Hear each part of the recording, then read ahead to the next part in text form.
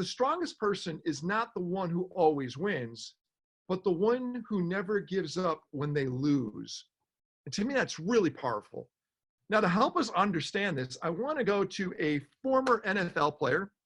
He was on the New England Patriots. He's got a Super Bowl ring. Maybe it's me, but he kind of looks like The Rock's brother. Setema, are you there? I want to bring up Setema Gali up.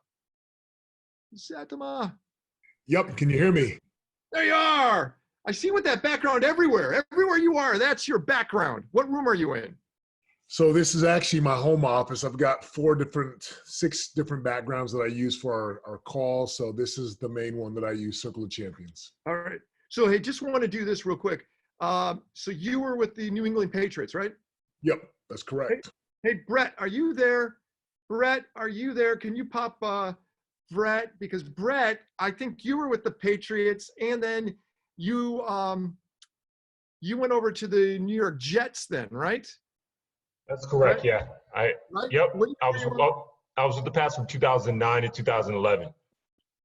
So you going over to the Jets, that's like bad news, isn't it? That's like the other side of town. Yeah, man. It's just arch enemies. And, Rex Ryan was there. Mark Sanchez was there. It was a shit show, to say the least. Gosh. So you have to admire someone like Setema. I mean, he stayed true. Or did Absolutely. you stay true? Did you go to another team, Setema? No, I actually signed with the Chargers. I sat with LaDainian Tomlinson, Drew Brees. That was my rookie class, so 01. And then I came on with an injury, and then I finished up with the Patriots. So Patriots is my team. Which side did you like better? Yeah. Which side? Did you like being on No, clearly, I'll tell you what, the Patriots, the Chargers had a great organization, but the Patriot way, like that, when I was there, the beginning of the dynasty is like incredible. Like I take so much of what I learned from Belichick and Brady. Like Brady and I, we shared the same agent, so I got to know him quite well. When I teach today, when I speak and I coach and I do what I do, I pull a lot from Belichick and from Kraft and from the Patriot way. So it's been, clearly the Patriots is we bleed Patriot blood over here in my house. So, hey, this is a men's group. We're an unapologetic, heart-centered brotherhood. It's a men's group, okay?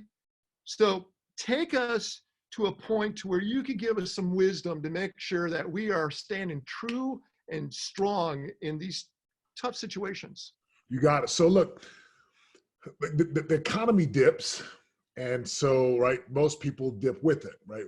Quarantine, lockdown. And what you're seeing today is a lot of people will throw their habits and their routines out the window. And something that I've been preaching from the beginning is this is not the time to slow down. This would be the time to double down. And there's three things that I'd share with the men here. Like I have a men's group and I'm honored to be here. So first of all, thank you. This is incredible. Man, I'm like, wow, this is awesome. So kudos to you, Ken, for men. I've never heard of it until I met Sandy. So here's what I would share with the men out there, right? Because this is what I teach. This is what I live. Number one, this is the time to deepen your gratitude. Like you've got to stay in that space where, again, right, I'm sure there's lots of conversations about fear and doubt. I'm 100% about being in gratitude. Number two, I would sharpen your skills, like 100%. I'm seeing like the businesses that I work with, we are retooling and re-engineering, and we are architecting now for the next decade based upon this dip we're in. Here's what I see a lot of guys doing though, right? Economy dips, routines dip, and the economy is going to bounce back with the billions and billions of dollars out there. But most people's habits, they're not. So I would share with the men here, number one, I would dial in your morning and your sleep routine. Like I love what was shared from Jordan. I don't have a phone by my bed. I follow the 3-2-1 rule. 3 hours before bed, I'm not eating. 2 hours before bed, I'm not going to work. 1 hour before I sleep, I'm not looking at a screen. My morning routine is dialed. Like if you don't have a morning routine dialed in, right? This with athletes, I'm sure Brett had a routine. Morning routine, the time I get up, the water, the supplements, my affirmations, my gratitude, my study, my journal. I start my day winning, and then like it makes the day so good. And the final thing was talk about deepening gratitude.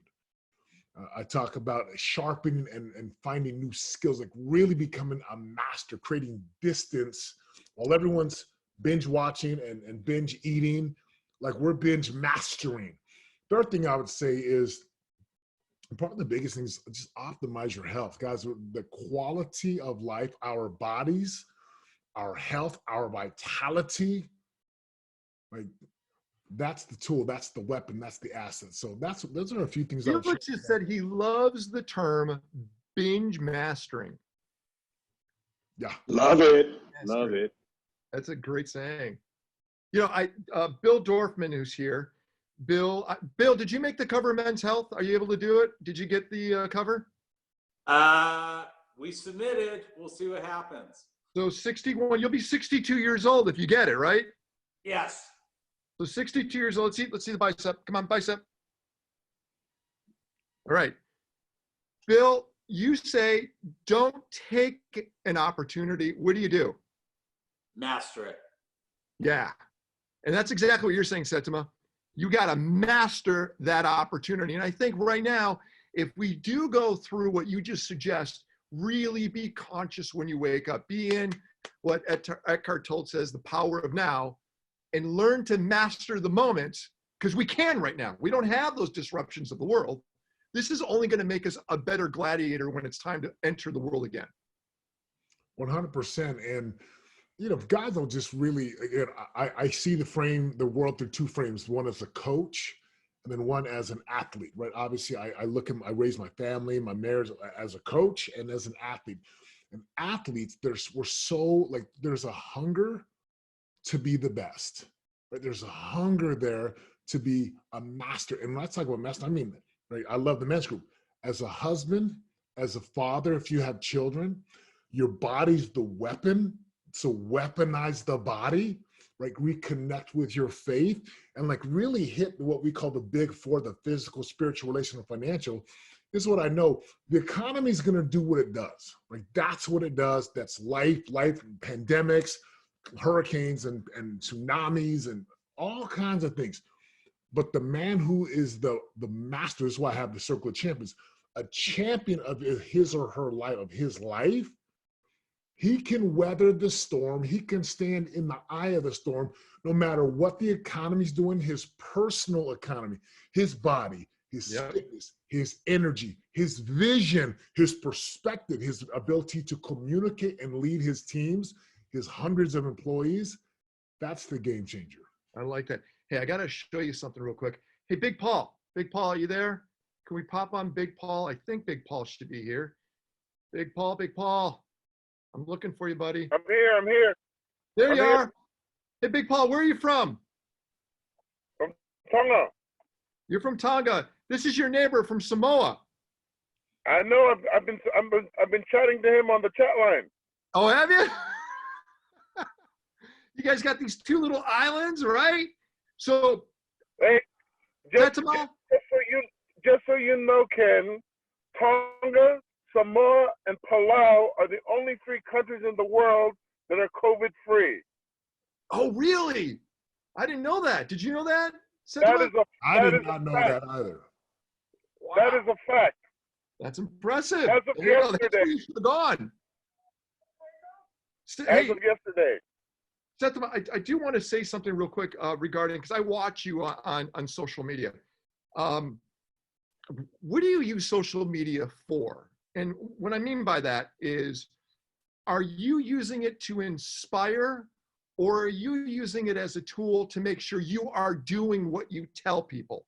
Because you understand what I'm saying? Because I see you with family. I see you being an amazing father and a husband. And are you saying, hey, man, I better make sure I'm always doing it so I could show the world I'm doing it too? I do it for both. Number one, I run a business. So there's organic traffic. So I want to show like what we live, because I, like you, like I'm 100%, I'm an ambassador. I'm a broadcaster. I'm a creator. I'm a role model. I'm an influencer, thought leader, whatever you want to call it, a coach. But I also do it for the record. I want my kids and my grandkids, like I print the books out every year. I forget the company. And my boys look through it and they're like, oh my gosh, Dad, I remember that. Daddy, that's so cool. So now instead of journaling in a journal, which I do, I journal on Facebook and Instagram because I have a mission that I'm a part of. I feel called to lead the movement. And then I find now, I'm like, oh my gosh, this is like my brothers in arms. Like there's a movement, right, of helping men to rise up in what I call 5-star daddies, 5-star husband. 5 stars, like, we're the best. I still say sorry to my kids. I still make mistakes. But date nights, and I take my kids to school, and I'm teaching them, like, we're walking and talking. We're doing burpees. We're doing pull-ups. I'm teaching them. So I use social media for both, right? I want to inspire others because I look at myself as a role model, as a beacon, as a broadcaster of possibilities. But I also want the record for my grandkids and for my kids to look back and say, man, our dad was the best. Man, Legacy. I love it. Legacy. Amen. Legacy. Hey, Setema, thanks a lot for hanging out with us. Thank you so much, Ken. This is amazing. Brothers, this is awesome. I look forward to See continue. you here. Setema Gali's joining us. I love seeing that, and I love what he's saying. It's really important.